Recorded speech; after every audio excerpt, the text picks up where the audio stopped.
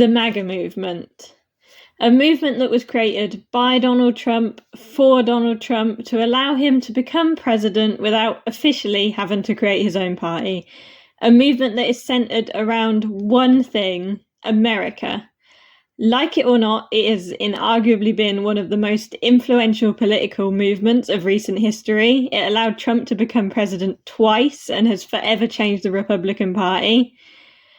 But what happens when Frankenstein's monster can no longer be controlled, and when all the resentment that is built up within the party may just turn on the leader himself? So recently, a couple of things have happened that seem to be making Trump's relationship with MAGA a lot more strained, which has raised the question for me: what happens now?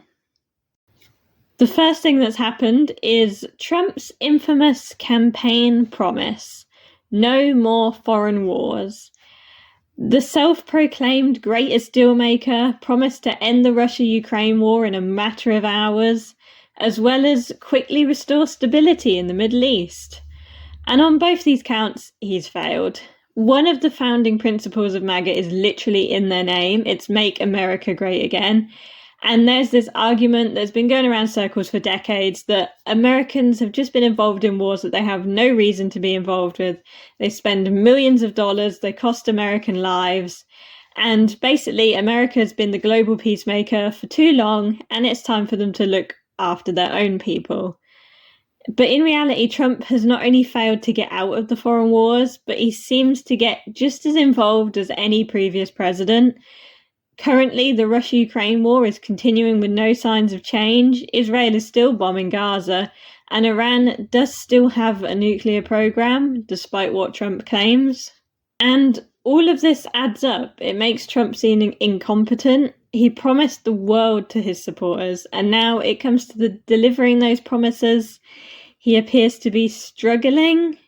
He's very good at blaming everybody but himself, but I do wonder how long this can continue for.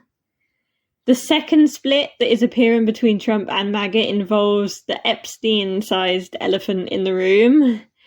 One of the problems with hanging out with conspiracy theorists is that they tend to be prone to conspiracies, and this has helped Trump massively in the past, but it could also prove to be his downfall. So through the campaign, he promised continually that he would expose the elites, bring down the elites, release the Epstein files, including the infamous Epstein client list. But now he's come to power. He's constantly stalled, most recently telling people that are still talking about Epstein stupid and suggesting there is no such client list. And this has been noticed. Trump has this amazing ability to move the news agenda along, but for the time being, Epstein does seem to be sticking. He's now trying to blame the radical left, but that doesn't really work when most of the influencers interested in Epstein are from the right and from the MAGA base. And it certainly doesn't help Trump that the easiest way to prove his innocence would be to release the files, something he doesn't seem too keen on doing. So that brings us back to the question, what happens now? One of the main questions we have to ask is whether MAGA actually needs Trump anymore. As much as Trump may joke about running for a third term, at the end of the day, he is now a 79-year-old man who theoretically shouldn't be able to run for office again. Now, he has expressed desire to get round this, but in practical terms, Trump is now entering his lame duck era. All this means that MAGA has got to start searching for a new leader. I always assumed that new leader would have to be an 100% Trump loyalist, but maybe that couldn't be the case. And if his loyalists do start to move away in the near future, he has a massive problem. Although Republicans currently hold both the House and the Senate, this could easily be changed during the midterms, which would derail any of Trump's plans for the latter part of his presidency.